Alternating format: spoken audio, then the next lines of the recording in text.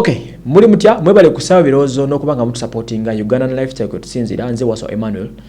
Sheikh Umar ku Ngabo stage oliota mugana wange webale nnyo kubanga sponsoringa share Sheikh Umar wali ku Ngabo stage nyansa nawe obogenda akuyamba okusomera edduwa mu byonna ebyetaagisa mu bulamu obwo mu bimanyi ebisumbu abantu Sheikh Umar wali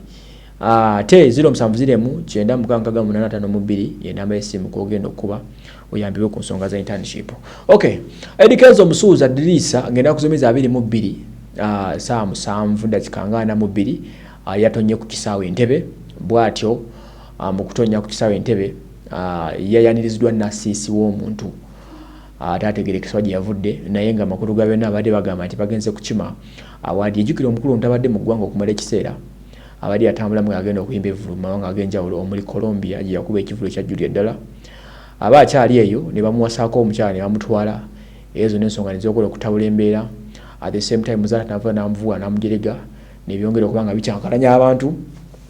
abaali awo tukyanakuwadde ku Sunday nolado mukaaga n'awangula awadi okuva mu America mu gye bayita African Entertainment Awards n'azifuna nga amezi abayimbi mwenda okuli Davido, Flavor,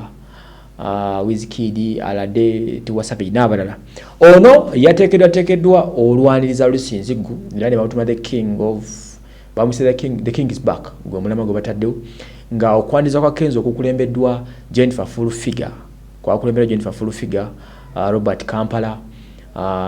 kwategekeddwa omukulu Roger Lubega ono nga yatwala Space Kalifaganaga mulabyeko baani omulala baddeko I think there is this Lord sewa big talent yonna abantu babadde bangi nnyo okubadde ababoda abayitirivu ennyo abagambibwa nti omugagga Kaki Investments yabagulidde amafuta bagenda bakime Kenzo ku kisaawe era ekkubo likwatidde Entebbe okuva Entebbe airport okutuukira ddala mu maka waliwo amaka ge tugenzeemu ekizungu mu kizungu eri emakindi waggulu ku lusozi maka gwe tutegedde bulungi nanyinigo but gadde maka gavunaanyizibwa era ndeebyo abatuuka bazunguzungu Kenzo watuukidde bwatyo okuba nga kwasaganya project yabadde yakubeera wali ku big talent naye walabise okubeera bafunda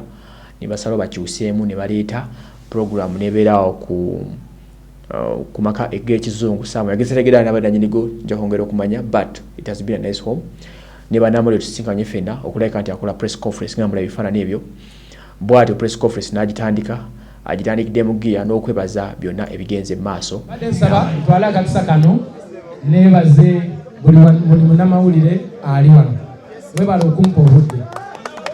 bannamawulire okubanga muli wano ensonga lwaki siri mu kkomera essaawa olukwe lubadde lwakunsuza mu kkomera ekintu kye simanyi kivudde ku ki simanyi ebadde ensonga ki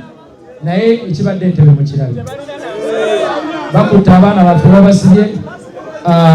bodaboda zonna ziri ku mapoliisi abantu babakubye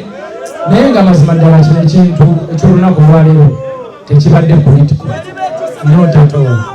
olwaleero tubadde tucelebrating achievement yaffe eno omwana eyazaalibwa e Masaka n'akulira abantu abamwerekeddeko bwatyo press conference tegenze mu maaso ekyennaku erina weekomye press conference ekomye eso netandika neyebaza buli omu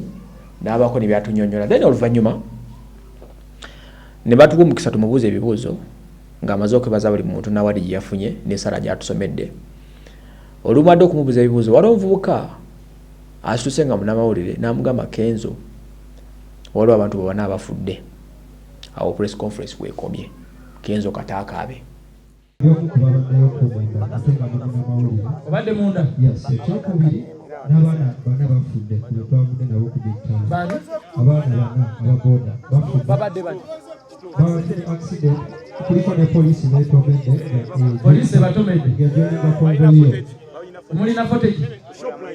nfunyeko gwenfunye alhamdulillah musajja ono muwe security kale kansooke ntandikira awo muwulira omwana agambye polisi erina beekoonye abaana bana balabika bafudde nfuna bulungi naye nga mazima ddala simanyi nakyakukola bannange nze simanyi kyengenda kukola simanyi kyengenda kukola. In fact,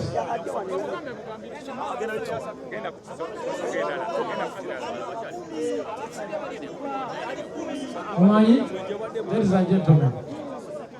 soke mondeke kamala okubaako amasimu g'ekuba press conference yagiddamu.